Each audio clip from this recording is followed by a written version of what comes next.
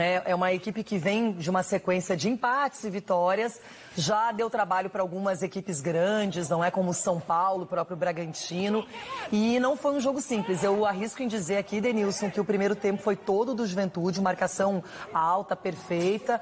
A segunda etapa o Corinthians até deu uma igualada, tanto que conseguiu o empate, mas foi um jogo bem diferente do que eu penso que o Corinthians imaginava ter ali pela frente. Mas também não pode achar que por exemplo, esses jogadores do Corinthians do meio de campo para frente, esse time vai evoluir muito. Com certeza. Você vê que tecnicamente a tentativa ali do passe são passes de qualidade, né? O Juliano buscando o Renato Augusto às vezes buscando o Fábio Santos, o Fábio Santos que já conhece o Roger Guedes também se procurando dentro de campo. O Mosquito, eu acho que até por uma questão de idade, ele pensa muito em só correr com a bola. Eu acho que às vezes não sei se o Silvinho conversa isso com ele, às vezes tem momento que dá para parar e tocar a bola, girar um pouquinho. Todas as bolas que ele recebia, ele já tentava fazer o domínio em velocidade, que é uma das características dele, mas eu acho que tem um momento óbvio, né? Mais uma vez falando, é muito jovem, então essa tomada de decisão equivocadas às vezes quando recebe a bola, isso é totalmente natural. E o Juventude fazendo um campeonato muito bom, interessante, um time que entra na Série A para buscar a permanência e vem fazendo com muita excelência. Ontem, o primeiro tempo, o Juventude jogou muito bem.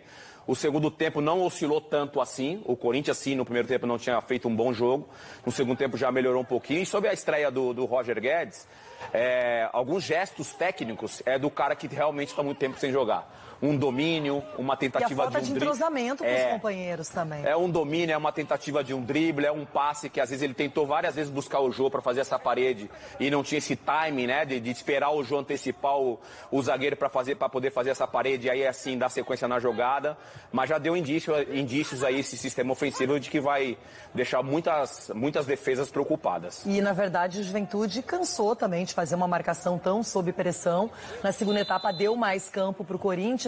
Inclusive, antes da falta ser batida e convertida em gol pelo Roger Guedes, o Marquinhos Santos trocou vários jogadores, fez aquela troca coletiva, como a gente chama, e aí eles entraram em campo, o Roger bate a falta e um gol muito bonito, ele poderia ter cruzado, né, Denilson? A gente vê que os jogadores do Corinthians estão acompanhando o lance, poderia ter um cruzamento e ele chama a responsabilidade. Ele mesmo bate, não é de pé direito, muito bem. E o goleiro Carné ali não tinha muito o que fazer. Quando viu a bola já estava lá dentro. Ele bate bem, eu acho que a barreira na trave também. Né? Eu acho que a barreira poderia ter saltado ali, mas enfim, a barreira não saltou. Mas é típica jogada do cara bater em direção ao gol. Para que haja ali uma confusão entre os zagueiros, os atacantes, enfim, os zagueiros do Juventude, os atacantes do Corinthians, para confundir a saída do goleiro, mas nessa bola ele realmente bateu diretamente pro gol, né? Buscando o ângulo ali, ele foi feliz na batida. Agora, eu gostei quando você falou que, independentemente do resultado, dá para ver uma melhora de qualidade. Claro, algumas coisas ainda não estão certas pela falta de entrosamento, eu pelo menos penso que é por esse caminho, mas o Corinthians, claro, que vai evoluir muito. E o Capelani está chegando agora aqui no nosso telão para falar com a gente, porque o resultado mais esperado era justamente a questão toda da vitória, Roger Guedes estreando, aquela coisa toda, Renato Augusto finalmente, não é titular ali saindo, então não aconteceu o resultado previsto, Capelanes, mas é lógico que o Juventude também tem seu mérito, dificultou a partida para o Timão e agora é seguir contra o Atlético Goianiense. Bom dia para você, Capelanes. Como é que tá esse dia pós-empate no Campeonato Brasileiro? Renata, bom dia.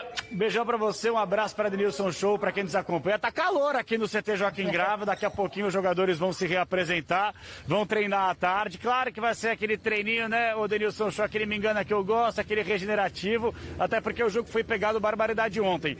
São duas situações que o torcedor corintiano já tem que começar a imaginar para o jogo do próximo fim de semana contra o Atlético Goianiense.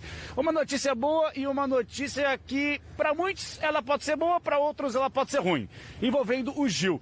O Gil recebeu ontem o terceiro cartão amarelo, está fora do próximo compromisso, consequentemente é natural. O Raul Gustavo volta à zaga, vai fazer a dupla de zaga novamente com o João Vitor, dois moleques da base. João Vitor que é titular incontestável da equipe do Silvinho e o Raul Gustavo que quase foi negociado nas últimas semanas com o Bordeaux da França, vai ter uma nova oportunidade com o treinador já para este fim de semana.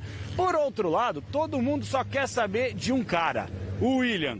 vai ser ou não vai ser relacionado? A gente já conseguiu apurar algumas informações hoje cedo, logo pela manhã. O que foi passado para nós é o seguinte: o William, ele fez a pré-temporada com o Arsenal, diferentemente do Roger Guedes e do Renato Augusto e do Juliano, que estavam em um período de inatividade. O William, pelo menos treinando, ele estava. É claro que esses 3 jogadores que eu citei também estavam fazendo trabalhos à parte com seus preparadores, mas a coisa é totalmente diferente. A intensidade de um no dia a dia do CT é uma coisa, fora do CT é outra. Então, o que foi passado é o seguinte: não está descartada a possibilidade do William ser relacionado, pelo menos relacionado, para o próximo compromisso, que já é neste fim de semana. Se isso não acontecer, não passa contra o América Mineiro. Foi isso que foi passado. O William, ele se sente bem, ele teria condições de jogar a partida de ontem, mas o Corinthians não quer acelerar esse processo. Então, a notícia é boa: o William pode vir a ser relacionado já para o próximo compromisso neste fim de semana. Renata? E a notícia é ótima. Ele estava ontem acompanhando lá na Neoquímica Arena o jogo.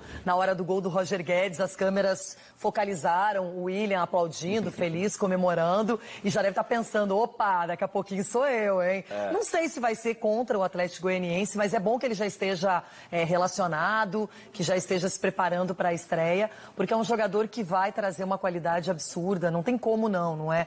Eu espero que o William, por exemplo... Eu confesso para você, Denilson, que a maior decepção de reforços que vieram para o Brasil foi o Douglas Costa. Imaginava que ele ia chegar voando no Grêmio, que ele ia, assim, mudar o panorama do time, e agora está machucado, saiu para casar, aquela coisa toda. Enfim, mas o William, tem muita expectativa em relação a ele. O do Douglas Costa, o time também não ajuda, né? Óbvio que tem a sua parte de responsabilidade pelo talento que ele tem.